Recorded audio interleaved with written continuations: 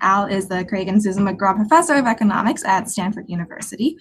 He is also just a wonderful collaborator and a person to be around, and many of you may know him as one of the seminal figures in setting up the entire field of market design, for which he won a Nobel Prize in 2012.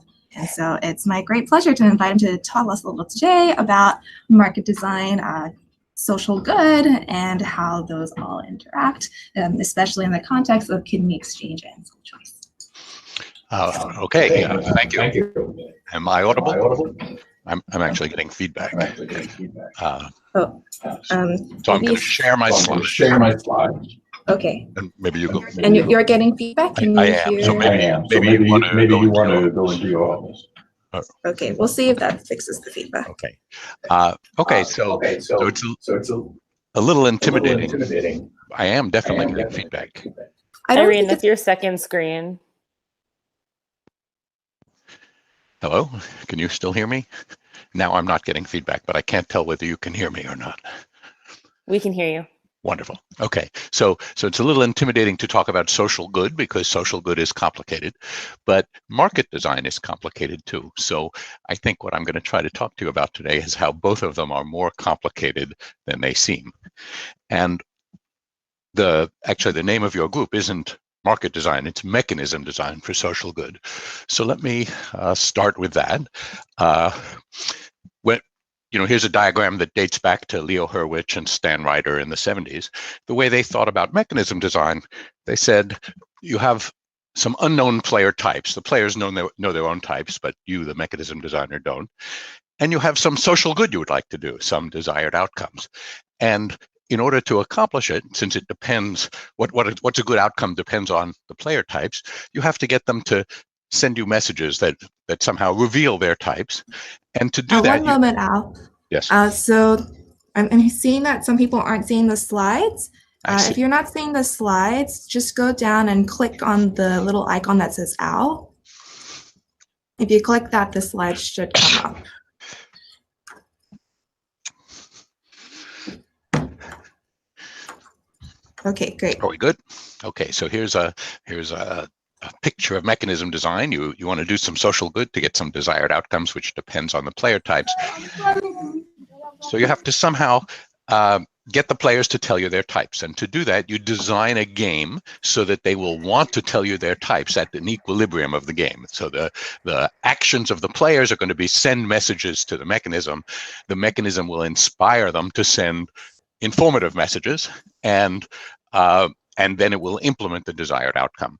And this is a 1970s kind of diagram. And in 1970s game theory, we tended to look at games as a mathematical object entire to itself that you could examine from every viewpoint and create, if you're a mechanism designer, any game you wanted.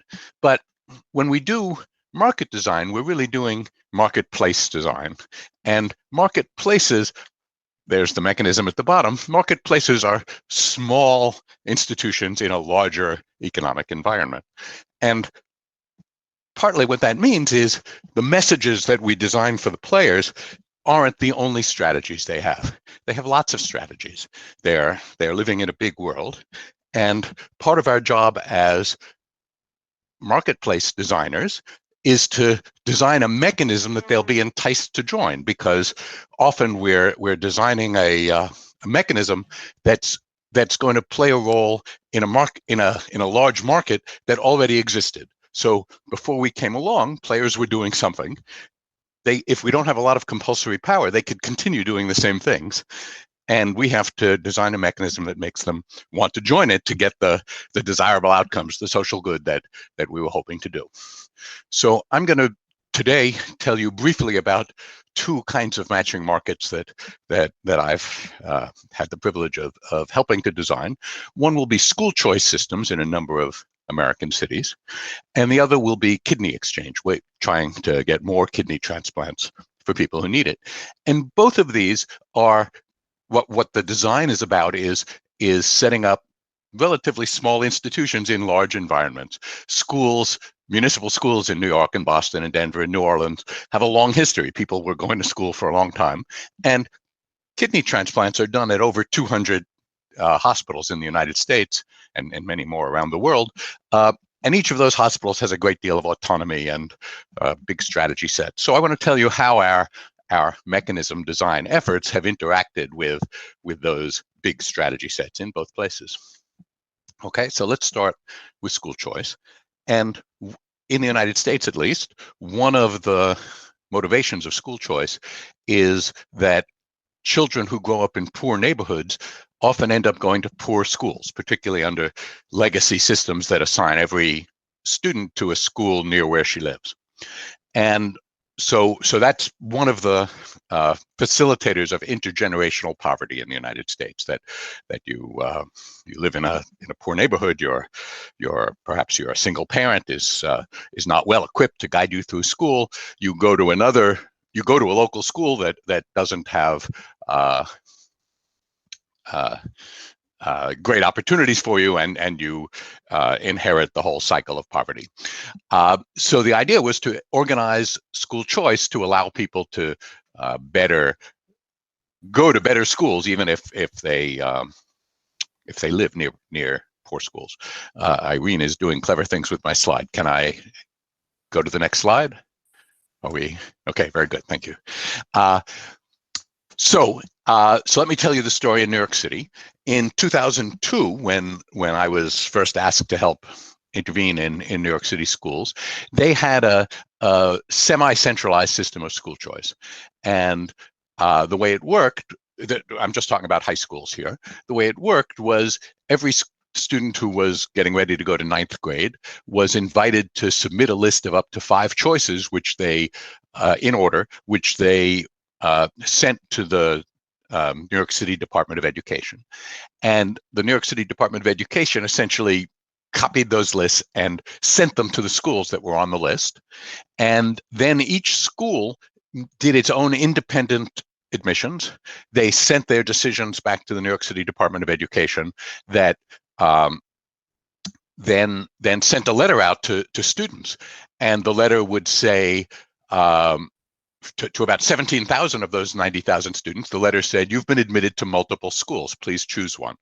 But many students didn't get an assignment at that early stage because there were just around as many spots as there are students, and 17,000 students received multiple offers, so inevitably some didn't.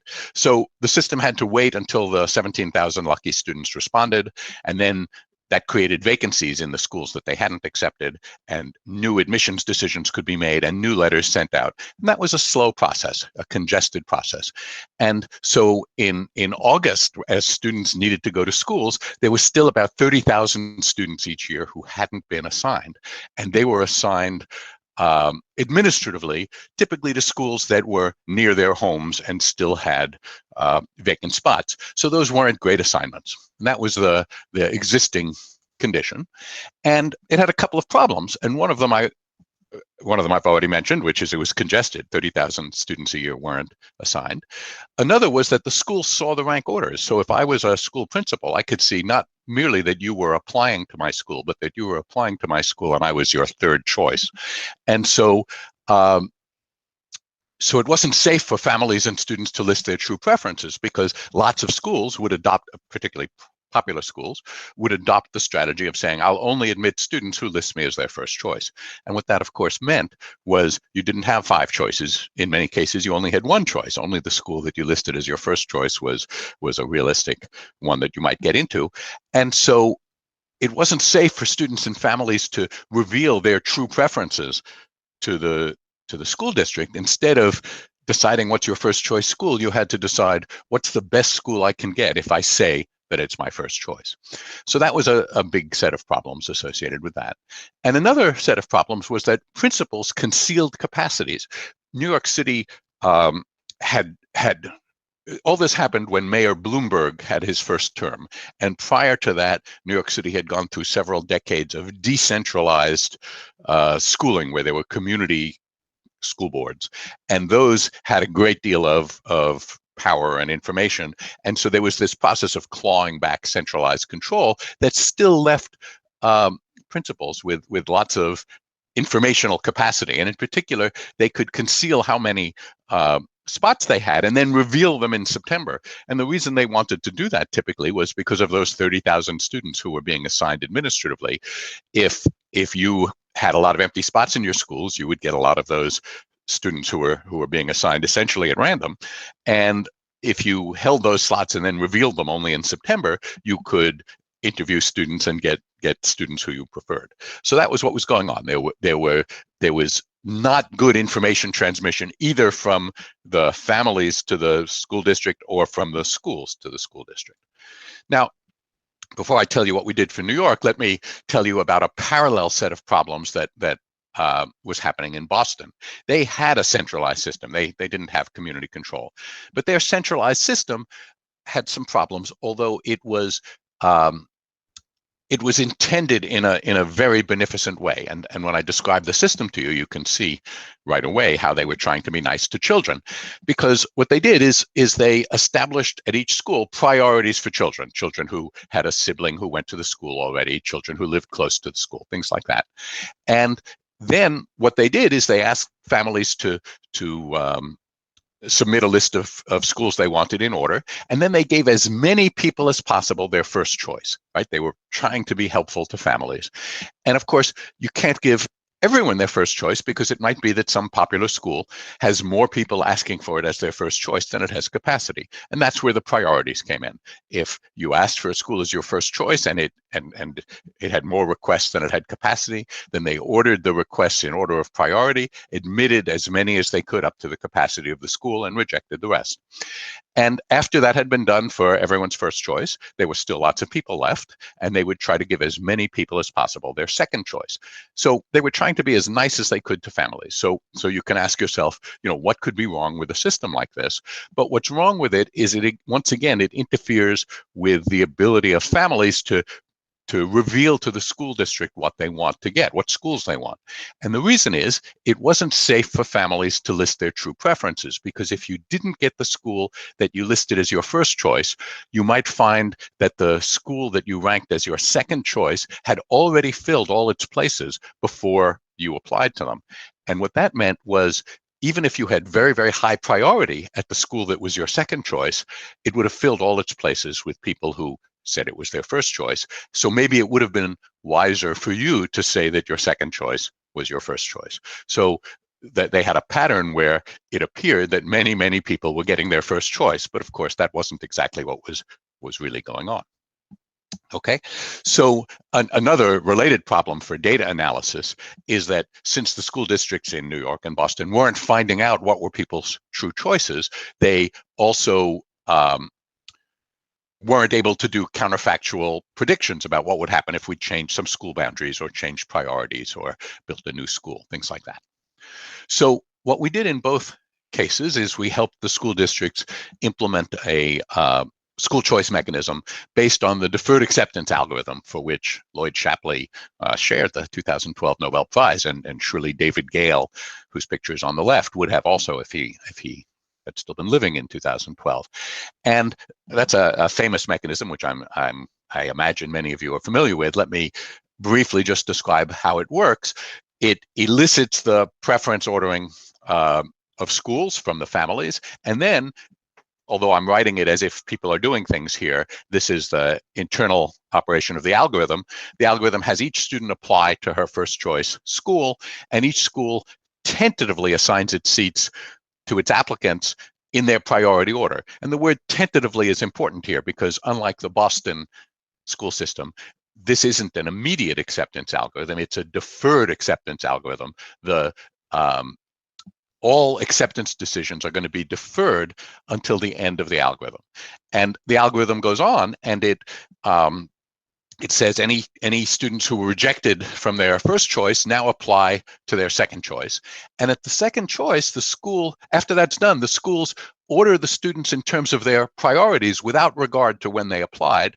It keeps all of those, it doesn't reject yet all of those who it has capacity for, and it rejects the rest. And at each stage, a student who's rejected applies to his or her next choice school, and each school looks at all the people who have applied, just now, along with all the ones held from previous steps, orders them in terms of their fixed priorities, holds the ones that it can fit in, and rejects the rest. So the algorithm ends only when no more applications are made and rejected. And at that point, the acceptances have been deferred to this point. At that point, each student is assigned to her final tentative assignment. Each student is assigned to the school that is holding her application.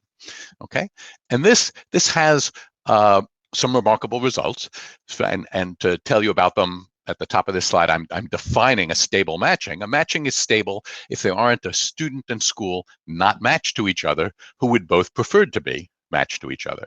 Okay, so an outcome is stable if it has the property that if I don't get into your school, then you didn't want me compared to one of the students who you did get. And what Gale and Shapley observed, a quite remarkable mathematical fact, is that a stable matching exists for every marriage market. That is, I'm talking about school choice here. They were talking about one-to-one matching. But what they observed is that when you're at the end of the deferred acceptance algorithm, the matching is stable. And the way to see that is, supposing I'm a student who at the end of the algorithm is assigned to my third choice school.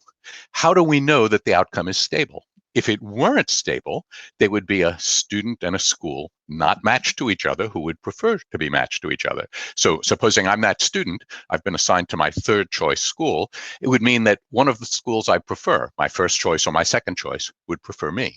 But we know that that can't happen here, because the way I got assigned to my third choice school is I applied to my first choice and they rejected me when they filled all their seats with students with higher priority, with students they liked better. And then I applied to my second choice and they rejected me. So the fact that I've been assigned to my third choice means I've already been rejected by my first and second choice. So there's not a blocking pair. The outcome is stable. And the second interesting result is that this algorithm makes it safe for students. I say workers here because I sometimes also talk about labor markets organized this way, like the one for doctors. They make it a dominant strategy for students to state their true preferences. And that's a little harder to see. I'm not going to prove that verbally, but the reason it's true is if you get rejected by your first choice, your chance of getting accepted by your second choice is just as great as if you had listed your second choice as your first choice.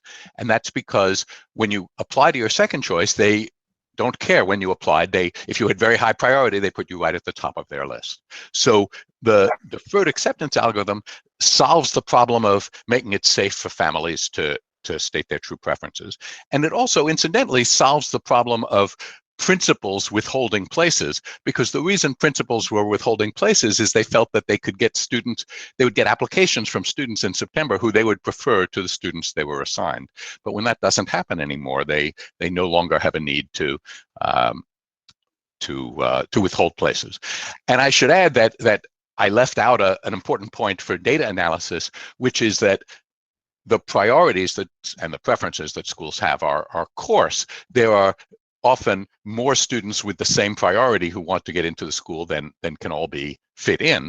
And so there's a random tiebreaker. And the random tiebreaker, aside from allowing the algorithm to work, allows econometric studies to be done of what's the influence of getting into a school that you want, and ultimately of understanding which schools are doing a good job with students and which aren't, because there's a random element to the assignment, so that you don't have to wrestle so hard with the problem that different kinds of students go to different schools.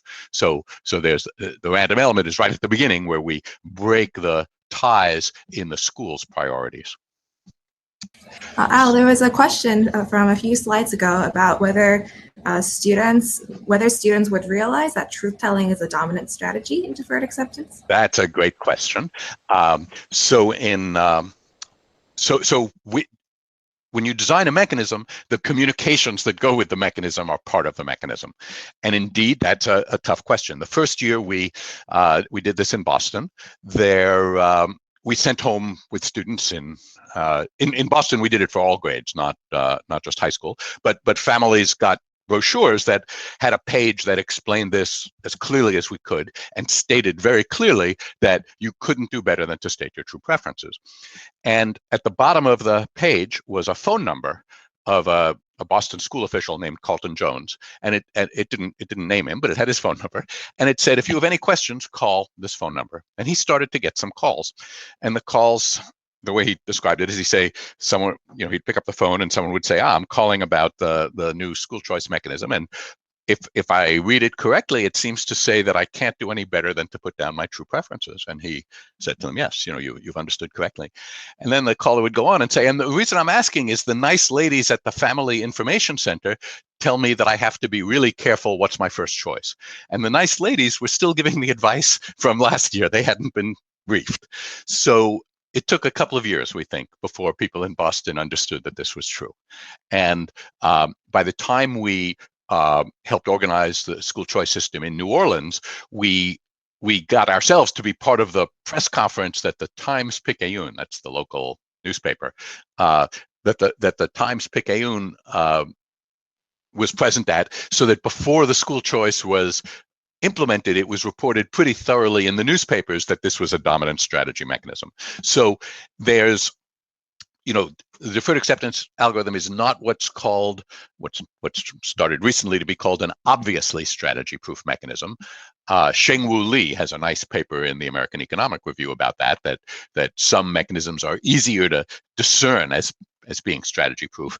This is a mechanism that you have to tell people, and you have to keep telling them. The same is true for the way doctors get their first jobs. If you know someone who's graduating from medical school, when it's time for them to fill out their preferences, you can tell them that it's indeed safe for them to put down their true preferences. But the communicating that fact is clearly an important part of the mechanism.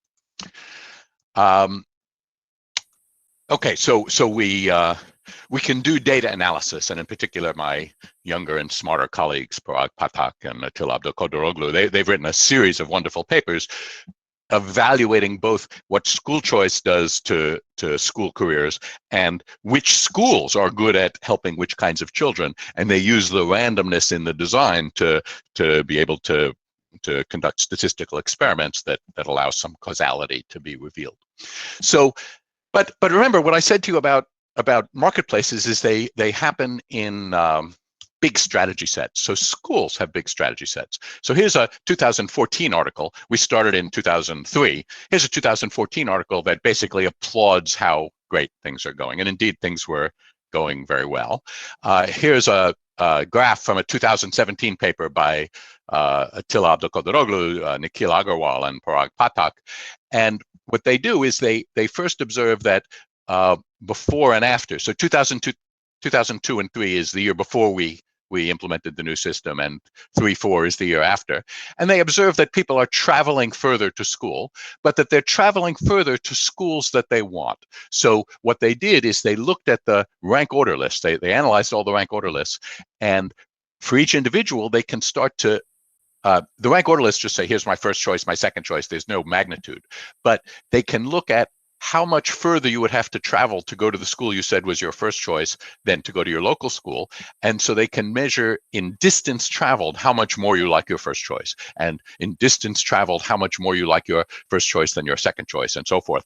And of course, other things being equal, it seems people prefer close schools, but they are willing to travel further, and measured in how satisfied they are with the school by their willingness to travel, you can see that welfare has improved. People, when they could choose schools, got schools that they preferred to the schools they would have gotten, as measured by how willing they were to travel to go to them.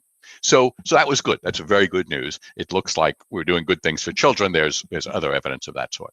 But the schools can react. And it turns out it's good for schools to be popular in New York. One of the things that this reliable data about who likes which schools was used to do was to reward school principals who were running schools that people like to go to. And so more recently, there was a story that was headlined called "The Broken Promises of Choice." And what's observed here, not just in the New York Times story, but in the work that Parag and Attila and Nikhil have done, is that once you start having school choice and once you start reporting lots of information about the schools, parents have strong preferences for schools that graduate well-educated children. And what that means is schools that do well on the reading tests and things like that. And they're not so able to tell. Parents are not able to tell, and indeed it's hard to tell. You have to do fancy econometrics.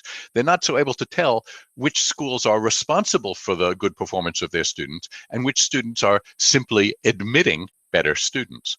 And this creates incentives for schools to try to admit better students, which isn't necessarily what the idea of school choice was, the good outcome it was supposed to produce.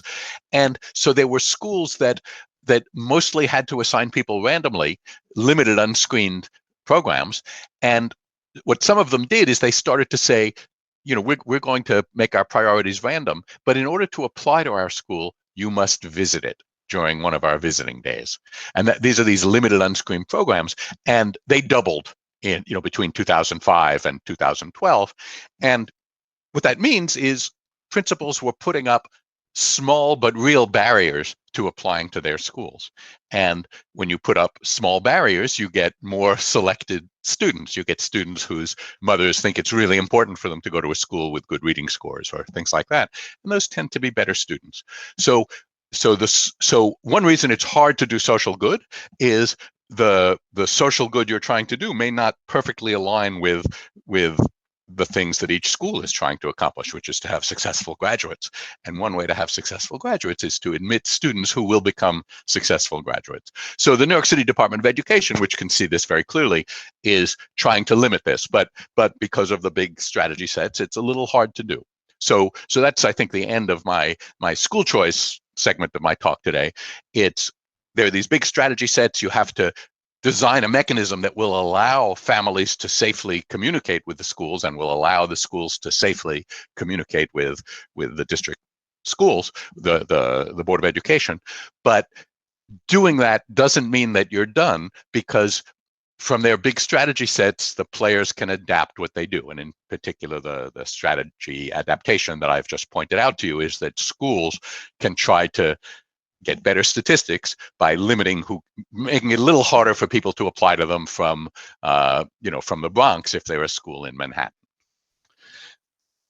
So let me segue now. I want to talk to you about kidney exchange, but I'm going to do that indirectly by talking about another place in which marketplaces are a small part of a larger environment. Can I ask a question? Yes. Sorry, I'll turn my camera on. It's just so interesting to me, this particular example you gave about the barrier of visiting, because it's such a strange proxy in terms of what they're actually going for. They're actually going for people who are going to get better test scores or whatever, and yet the mechanism they used is like actually very discriminatory in terms of socioeconomic status. So it might be that. It might be that schools in prosperous neighborhoods are limiting their entry to kids from high socioeconomic status. But it could also be some of these are schools in poor neighborhoods. But what it means is, if we're going to be admitting poor kids, we would rather admit kids whose mom thinks it's important for them to go to a good school. Those will be better kids. Their moms will encourage them to do the homework, things like that. So if we just make a little barrier, then the moms who are not so involved, their kids won't go there. I see. So it's unclear what the barrier is towards. Yes. And in general, when you have congested systems, small barriers can make a big difference. Okay. Think about the Common App in college admissions, which has lowered the cost of applying to colleges, but has caused colleges to get many more applications, so that simply applying is no longer as strong a signal of interest as it once was. Mm-hmm. Sure. Okay. Thanks. So let me switch gears and tell you another way in which a marketplace, a mechanism, is a small part of a larger environment. And that's that not only do the players who you anticipate will take part in your marketplace have bigger strategy sets than you might anticipate as you're sitting in your office designing the mechanism, but there are other players who can influence the market, even if they're not intending to participate in the marketplace. And in particular, there can be non-participants who have strong opinions and can take actions that influence your market, because markets need social support.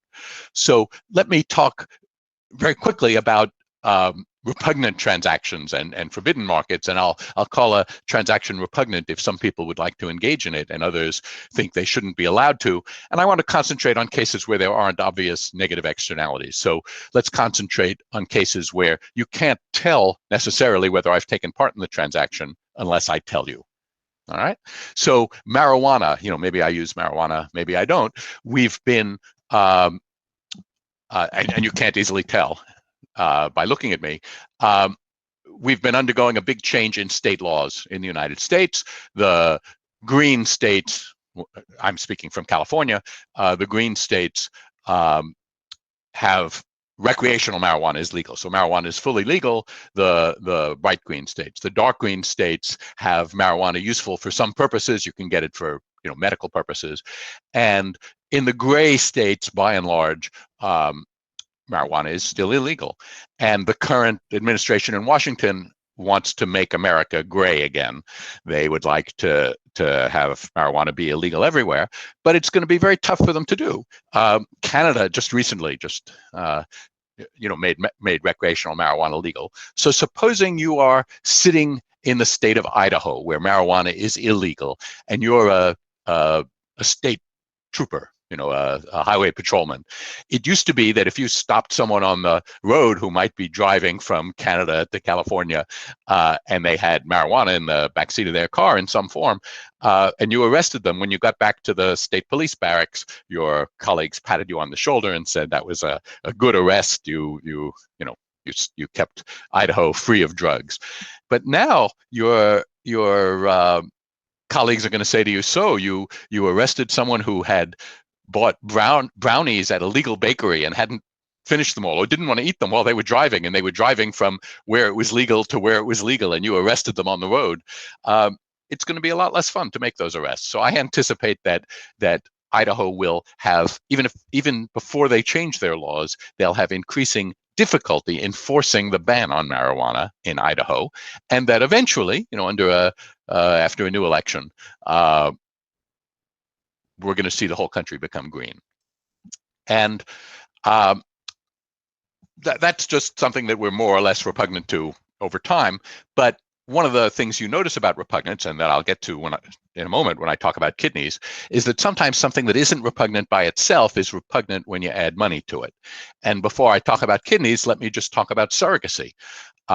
So again, I'm living in California. The colors have changed. Surrogacy is fully legal in California. You and your significant other can contract with a surrogate to bear a baby for you in California and have your names as the parents on the birth certificate.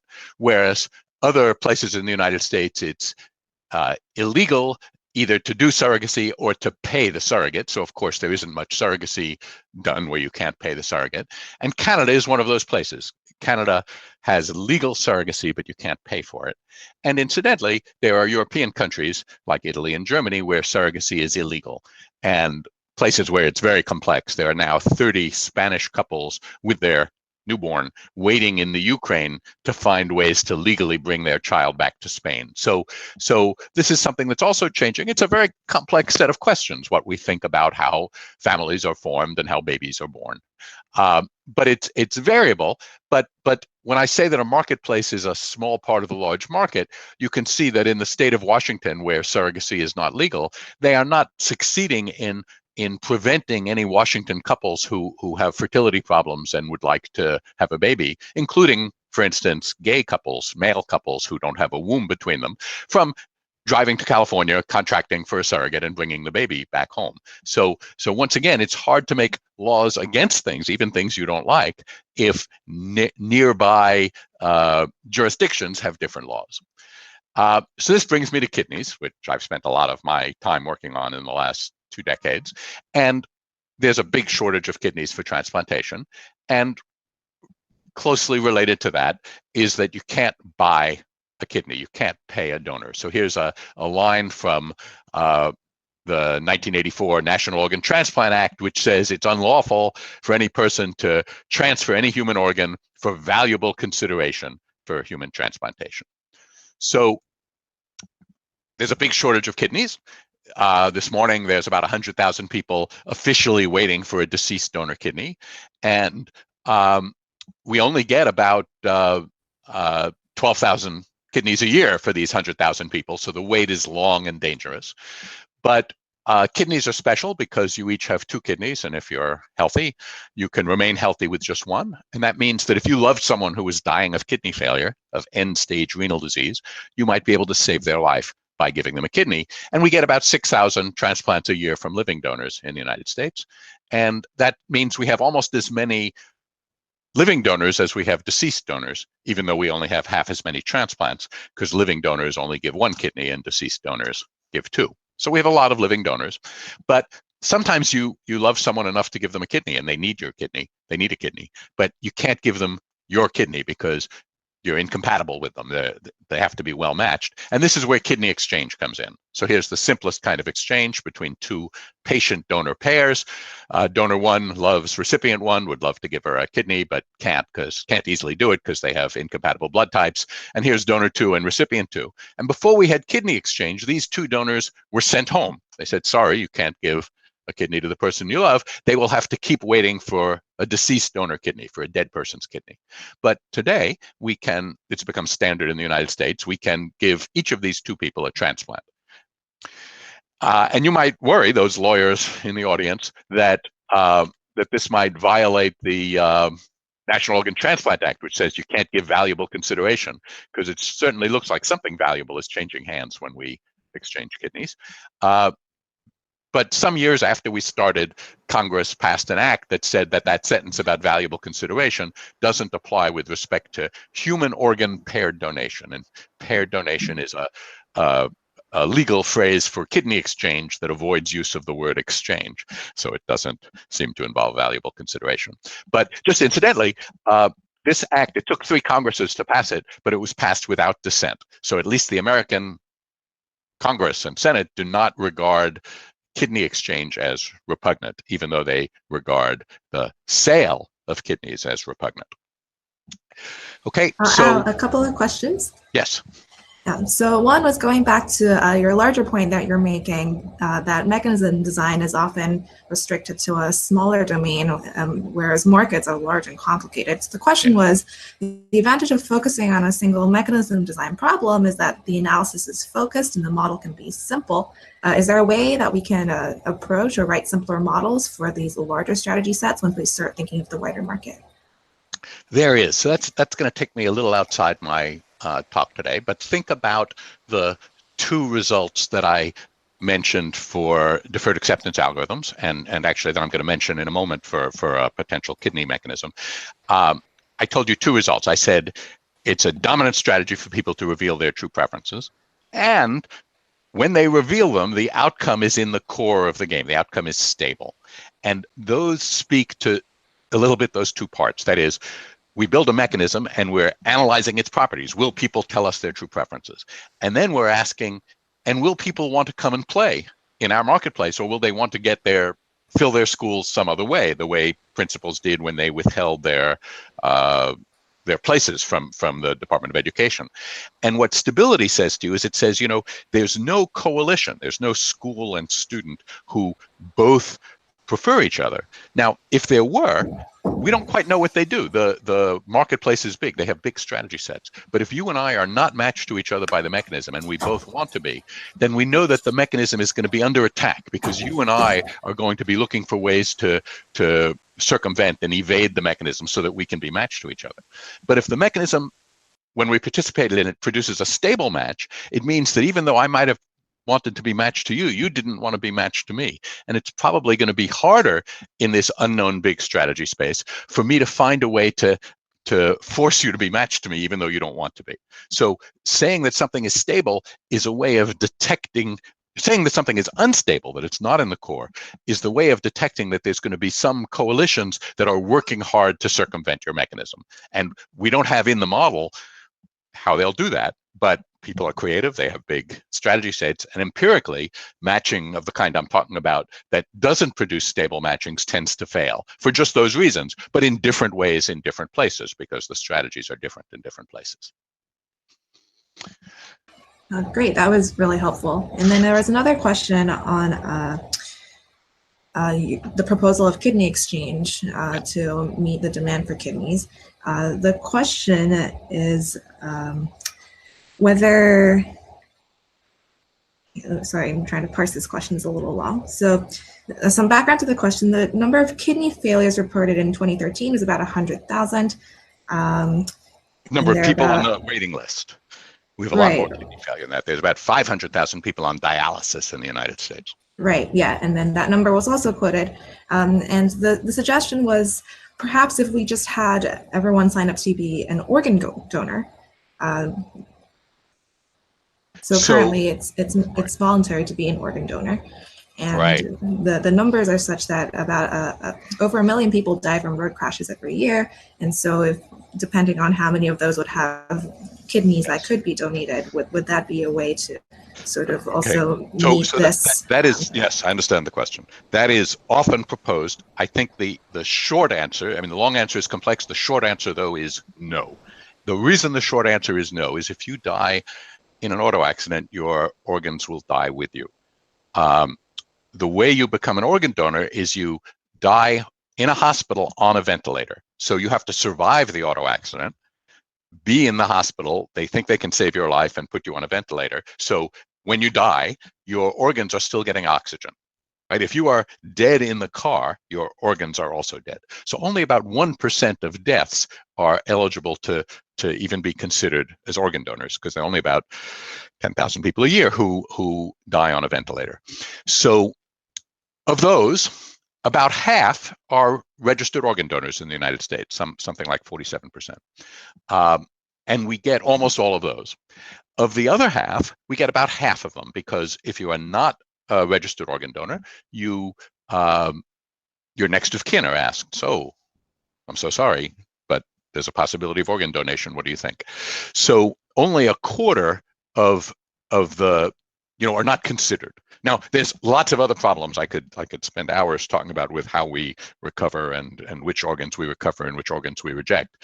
And they're mechanism design problems. They have to do with the way transplant centers are regulated, and I'm a big critic of some of those things. But there aren't a lot of dead bodies that aren't being considered that could be considered. And one disadvantage of having an opt-out system instead of an opt-in system, one disadvantage of having everyone be listed unless they took themselves off the list, is right now when the organ procurement organization approaches the next of kin of the dead person and they say, that Schmendrick was an organ donor, is a registered organ donor, that means that he or she had made a decision to donate, and the family almost always goes along with it. But if we listed everyone who didn't get around to taking their name off, then the family would not know what you wanted to do, because you might have procrastinated and not done other things that you wanted to do also. So I think that it's unclear, and there's some evidence that it might not work so well. It's unclear how it would even affect family consent. So in countries like ours, where next of kin consent is still considered important, I think that is not a solution.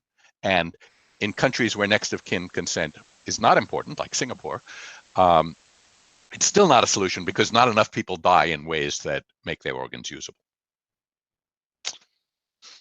Okay, that was very helpful. Thanks. Okay, sure.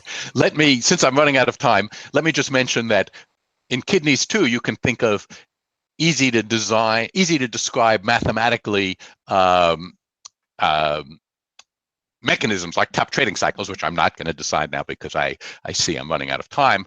But there too, you prove that the outcome is in the core, and that it's a dominant strategy for every agent to state their true preferences. So this is the mathematics of kidneys are obviously very different from the mathematics of school choice, because it's not two-sided. Instead of kidneys, instead of schools and children, and at the outset which is a child and which is a school, you have incompatible patient-donor pairs, any one of which can match with any other.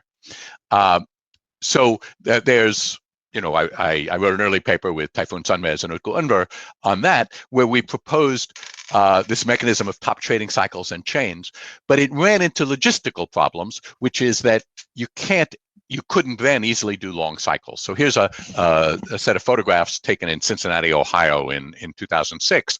And this is, there's a kidney there. I'm the man in the yellow gown, trying not to touch anything.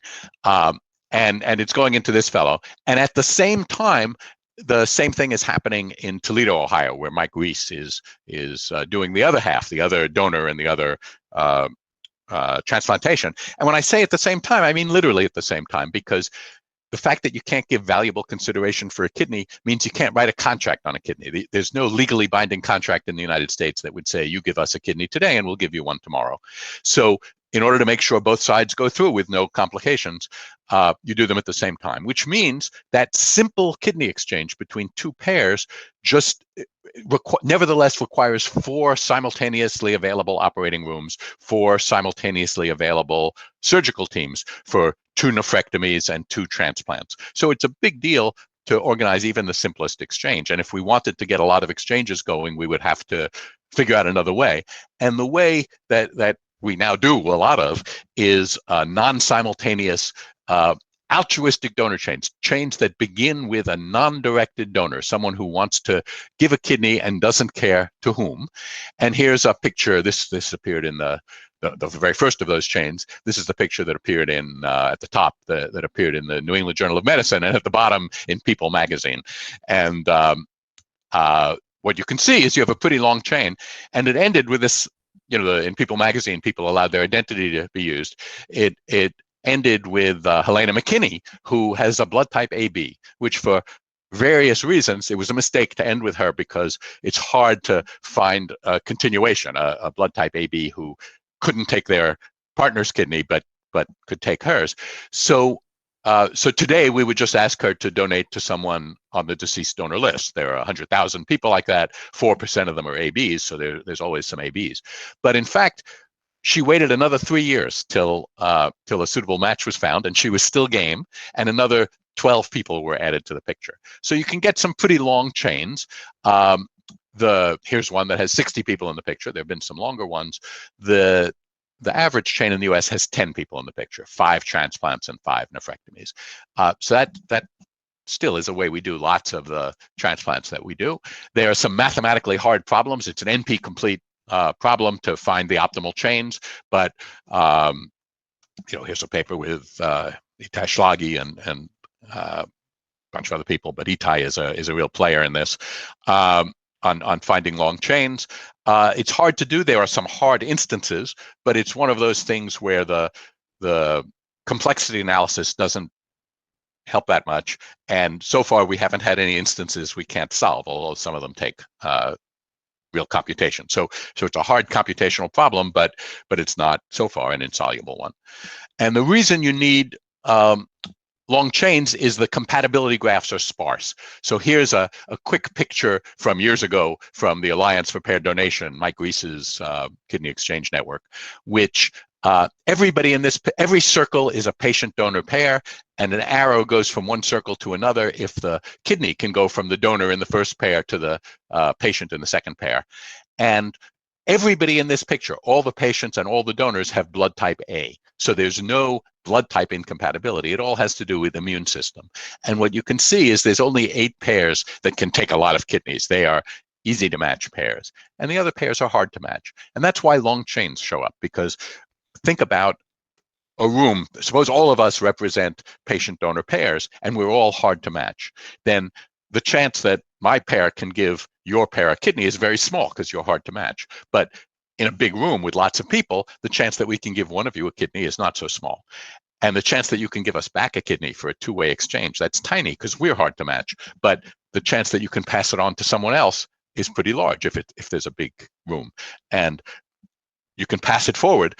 And if you start with a non-directed donor, you don't have to complete the circle. So you can do things non-simultaneously. And that gets a lot of transplants done. Now, I could stop here and show you how kidney exchange has grown to 10 or 15%, depending how you count the non-directed donors, of living transplants in the United States. But if I stopped here, I would have told you a story of victory after victory. We started really small, and we're a substantial part in the US and in some other rich countries. But kidney disease is a worldwide problem. It's one of the top 10 killers, causes of death in the world. But it's wealthy nations that do lots of transplants, even though we don't do nearly enough. So here's living donors per million population and deceased donors per million population. Okay, and there are countries like Spain that are very good at deceased donation. There are countries, I can't read the little lines now. There are some that are pretty good at living donation.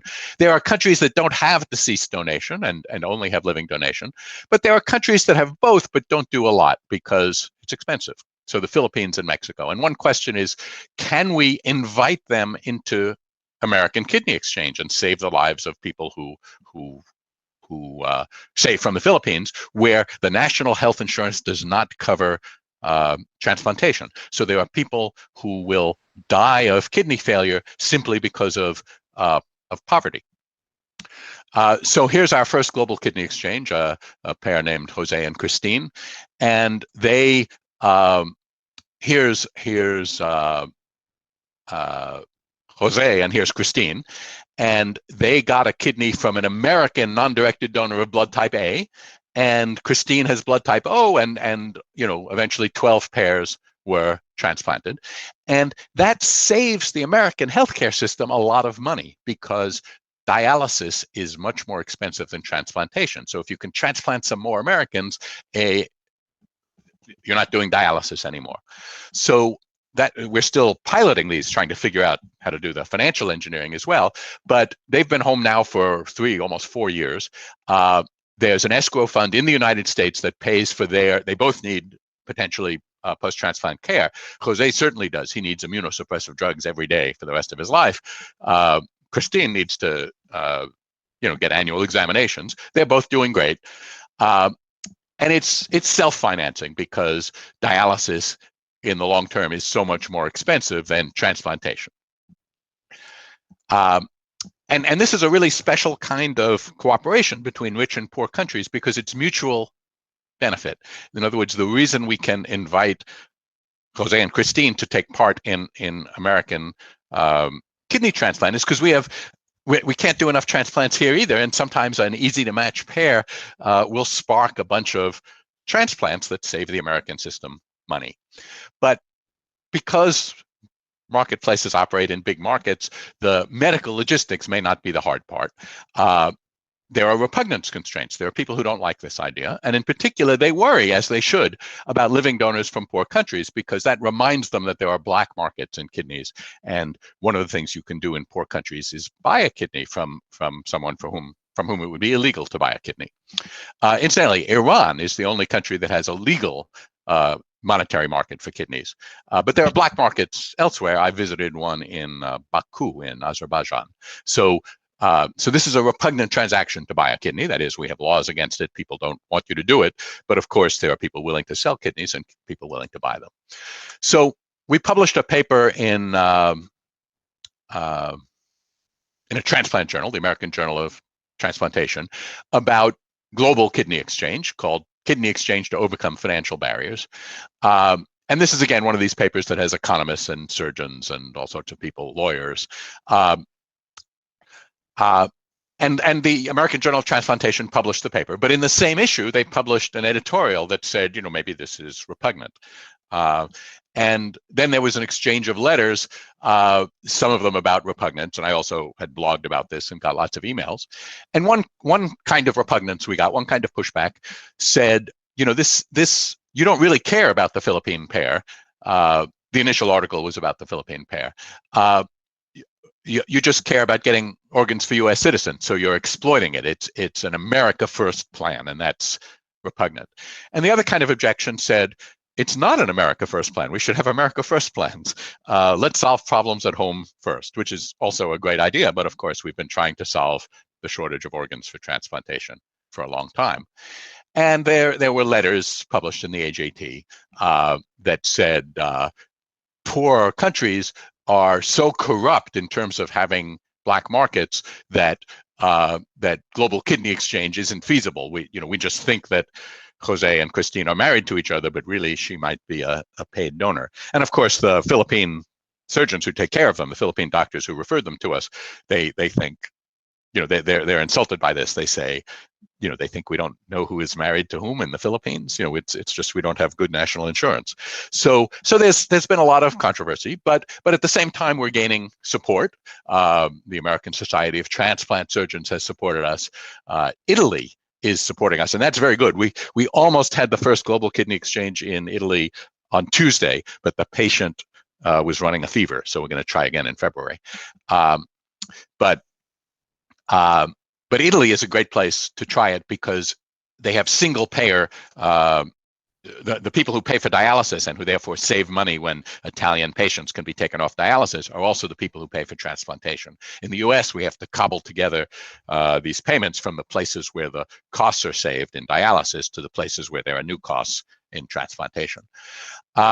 So just incidentally, let me show you a second one in Mexico. Here's the Mexican pair. The story there, the reason they could be transplanted and more Americans could be transplanted is they actually got a bridge donor, an American woman who is at 67. We were having trouble getting American surgeons who wanted to take her kidney. For some reason, they think of 67 as old. I'm puzzled by this because I'm 67, and 67 is young. But of course, this pair got a transplant in 2016. They're doing great, and they could continue the chain. So this also was a big success. And the reason I'm encouraged is, although we're getting some repugnant reactions from various parts of the medical community, in the places where the patients are having their lives saved, we're getting quite good reaction. So here's the front page of Newsweek on Espanol, which is the South American version of Newsweek. And what it says on the cover story says, transplants of kidneys between the United States and Mexico, a bridge of life. And the first paragraph in rough translation says, just as US President Donald Trump is seeking to build a wall of thousands of miles on the border with Mexico, a tireless surgeon and an economist joined forces to exchange organs between citizens of both countries. So some of the repugnance says, you're exploiting the foreign patient donor pairs, but in the places where they're being saved, they think that's not exploitation, that's medicine. And so it's frustrating. Doing good is hard because market design is a small part of a big world, and we are running into problems here. And some of the problems are worth taking very seriously. That is, we definitely want to understand the nature of the donors who are coming with the patients from poor countries. But I'm encouraged that we'll eventually be able to expand American kidney exchange to include at least some people from poor countries. And here's my last slide.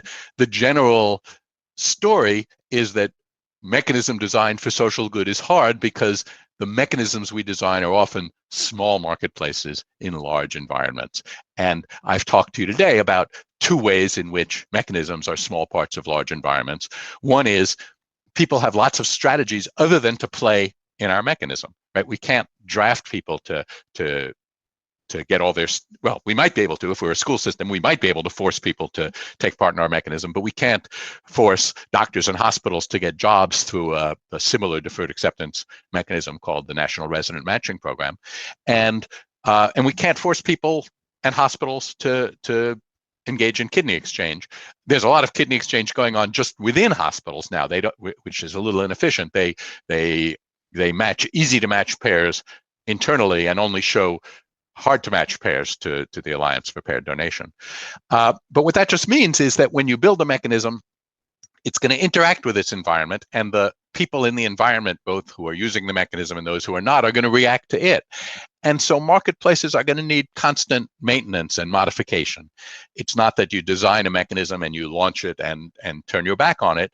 As it gets used, people will look to their big strategy sets and see how they want to interact with it, and other players will think about how it affects their interests. You could be a dialysis clinic, for instance, and you might not be excited about having more transplants. So it's hard to do mechanism design in these environments, and it's hard to do good. It might even be hard to agree on what is good, but it's certainly worth trying to do. And so I applaud you all for being interested in that. Thank you. Thanks so much, Ala. That was a super interesting presentation and it raises a lot of good questions. We actually have some time now for more questions if people would like to ask. Maybe I'll unshare my screen and see you guys. You think that would work? And if you've been clicking around Al so that you can see his screen, you can now unclick him and whoever is asking a question will show up. Hi, I have a question. So I can ask a question, but when I speak, I think I can't hear you guys. So can you nod if you can hear me?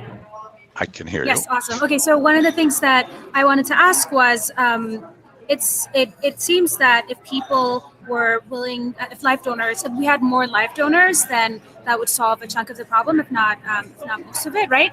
And I read a bit about what organizations in the UK have done to encourage people to be live donors, but I wasn't really able to find anything in the US. But I also recognize that that brings up a lot of ethical concerns, right? If you're trying to incentivize people to be live donors, I mean, we deal with these issues in other platforms as well, but especially in health, it seems like a huge issue. And so I wanted to hear your thoughts on what is known in the US about how to incentivize people to become donors without using monetary transfers, but also how you think about the ethics of doing that. Okay, so giving someone a kidney is not riskless. It's pretty low risk. Bad things happen to about 2 in 10,000, 2 or 3 in 10,000 donors. And it possibly has long-term consequences that we don't fully know about yet. The first organ transplant was in 1954, I think, and it was between 2 identical twins, and the donor just died a few years ago, but we don't have a lot of experience of elderly donors 50 years after they donated. So there's, you should want to do it. It seems like a low risk kind of thing. The effective altruism movement, there are many living donors who come from that. And of course, people donate pretty unhesitatingly to family members because obviously it causes you great harm if someone you love dies. In terms of encouraging people, the law allows expenses to be repaid, but in the United States, we are not good at doing that. I am on the advisory board of a federally funded organization called NALDAC, the National Living Donor Assistance Center, and they are charged with very grudgingly giving very little amounts of travel expenses to very poor donors. And all those varies cause them to be unable to spend their full $3 million budget every year. So there's effort underway to try to relax the restraints on them and allow them to pay less poor people, because sometimes, especially if you're poor, giving a donation would be expensive. If you loved me enough to give me a kidney, you would incur some expenses. You'd have to come to California, where I live. You'd probably have to get a hotel room for a few days before your donation and after it. You might miss time at work. And it's legal for you to be repaid, but there aren't good mechanisms in place. So I think that within the law, compensating donors for their receipted expenses is the least we can do, and we're still having trouble doing that. We could also think about non-cash payments. Those sometimes seem less repugnant. And of course, we could think about cash payments and how to do that in a way that would address some of the important repugnance concerns that I mean, the real scare stories come with the idea that you think only rich people could get kidneys. They would buy them from poor people. Poor people wouldn't be able to afford them. You could make a very unpleasant society, and there have been some novels written about that. But you could also imagine that only the federal government could buy kidneys, and that they would distribute them the way we distribute deceased donor kidneys today, and that we'd consider the people who make those donations to be heroes. A similar debate went on at the end of the Vietnam War, when we went from a conscription army to a volunteer army. I remember that time very vividly. And one of the concerns was that if we started paying our soldiers, we would stop honoring their service. And that hasn't happened.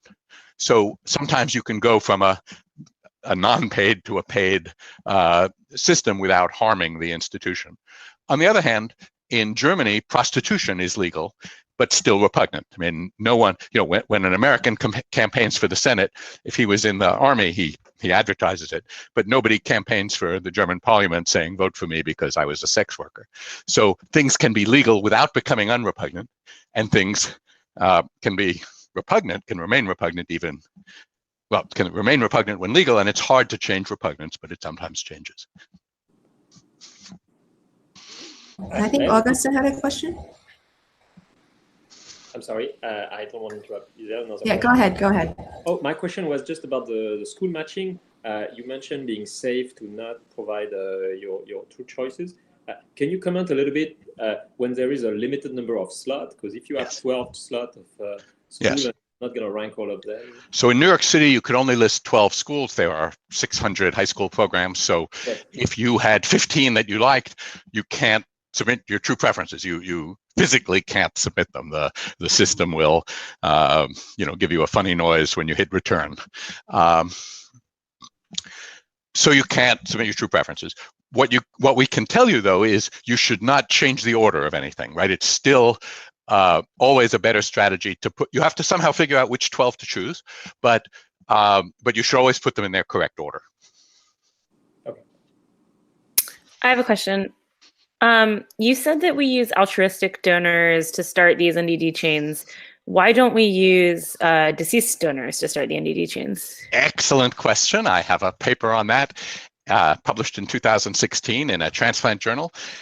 And the Obama administration immediately called an organ summit at the White House, and my co-authors and I went to the White House, and it looked like we were going to get started with Walter Reed Army Hospital. It's now called Walter Reed Military Hospital, which has different bureaucratic restrictions on how deceased organs are allocated. But the bureaucratic and legal problem is that deceased donor organs have lots of rules associated with who can get them, and starting a chain is not on their horizon. And it looked like we were going to get it started, but you may have heard there was an election and the administration changed, and now it's in discussion in the many committees in UNOS, which is a very cumbersome bureaucratic process. So it may eventually happen in the United States, but it might still take years. And so that's where that is. It's a good idea. Question. So all the chains always go outwards, right? So you always receive a donation before you donate. That's how we do it. Does that create congestion, or is it not a big issue? Well, we think it creates safety. The reason we do pairwise and cycles in general, we can now get up to 4 pairs in, which is 8 operating rooms at the same time. The reason we do those simultaneously is because supposing we're doing a pairwise exchange between my pair and your pair, and on day 1, you give us a kidney successfully, and on day 2, we fail for whatever reason to give you a kidney. You have now been really harmed. Your pair has had a surgery that didn't help you. And maybe even more important, you no longer have a kidney, so that the next time we do a kidney exchange, you can't participate. And that's why we always do those simultaneously. Now, non-simultaneous chains, we organize, as you said, that every pair gets a kidney before they give one. And there tend to be short simultaneous segments of the chain, and then there's a bridge donor. I told you about Helena McKinney, who waited 3 years before an appropriate match was found for her to continue the chain. So when we started, one of the worries was that bridge donors would just renege. My sister got a kidney yesterday, I'm no longer interested in giving a kidney. But in fact, only about 2% of those links are broken. And some of them are broken by reneges, but some of them are broken, after some delay, you come to give a kidney and they say to you, you know that you're pregnant, or you know that you're pre-diabetic, and you weren't pregnant or pre-diabetic when you signed up. So only about 2% are broken. We try not to make the wait very long for that reason. And so part of the issue, this is behavioral economics, if you like. Human beings are nicer than economists sometimes give us credit for. And even though there are some broken links, we get 5 transplants on average per non-directed donor chain, so it's worth it. But if you didn't have, so say if you treated those as completely fungible and relaxed the chain constraint, would it make the system less congested, or would it make little difference? Well, I'm not sure what you mean by less congested. The reason the non-simultaneous chains help reduce congestion is they don't all have to be done at the same time, not all the surgeries. So that's a big congestion constraint. The thing about having people give kidneys before they get one, we worry about that could cause real harm. So that's why we don't do that. There are places where it's done and occasions where it's been done.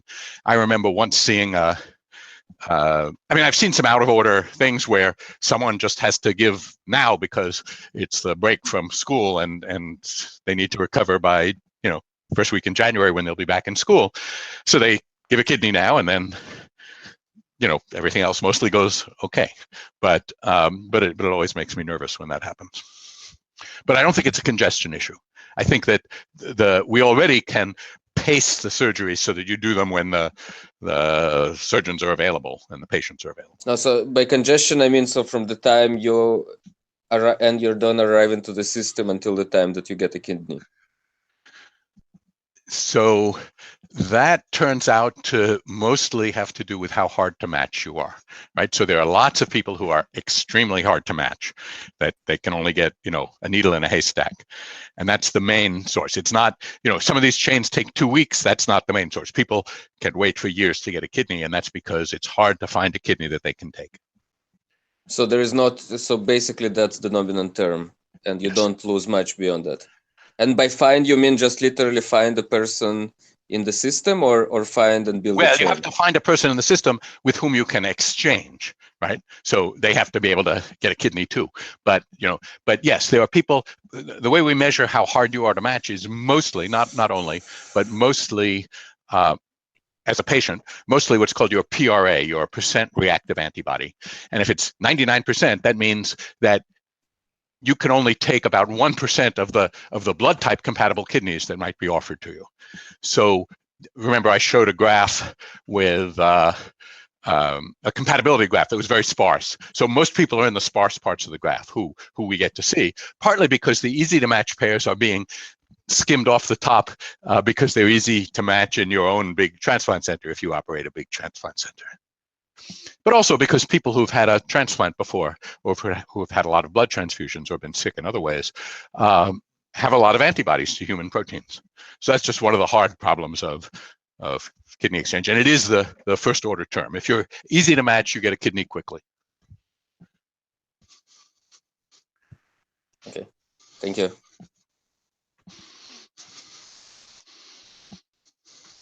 Any other questions? So I have a question here from Anne Margaret on the YouTube Live. She asks, has blockchain been considered in facilitating kidney exchange? I haven't heard that. Blockchains have to do with really distributed systems, but by and large, it's hard to do peer-to-peer kidney exchange. You need a transplant center, you need a hospital that's well equipped and all that. So I'm not quite sure what the blockchain would help you do, but as blockchains get worked on, maybe there'll be a use for them. Question? Yeah. Can I ask a question? Sure. Go ahead.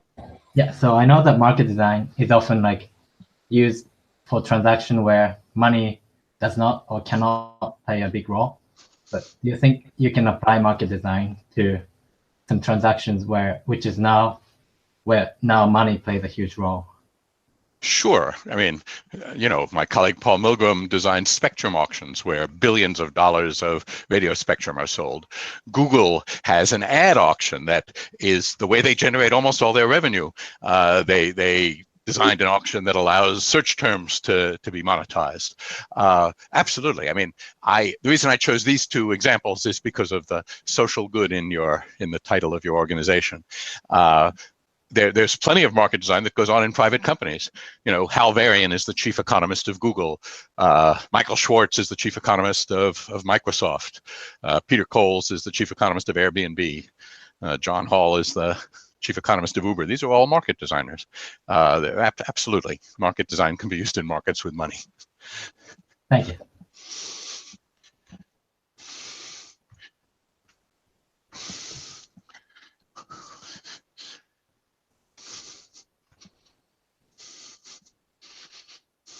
design, but is market design. If it's not just anything an economist is doing. I can't hear. I hear a murmur, but I can't make out the words.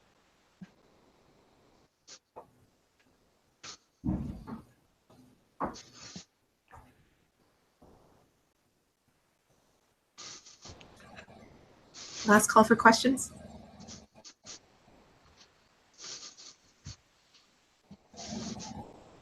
Okay, great. Well, thank you so much, Al, for coming to speak to us about your experiences in designing these markets. And thank you also to everyone who joined the call and participated. And we're really grateful for all of your participation. And yeah, thanks. Right, and good luck to all of you. I hope you do lots of mechanism design for social good. Thanks, Al. Thank you, Al. And again, the video will be available online at the YouTube link. Thank Yes, you. we'll make this video available online for those who missed parts of the talk. Thanks, everyone. Okay, thank you.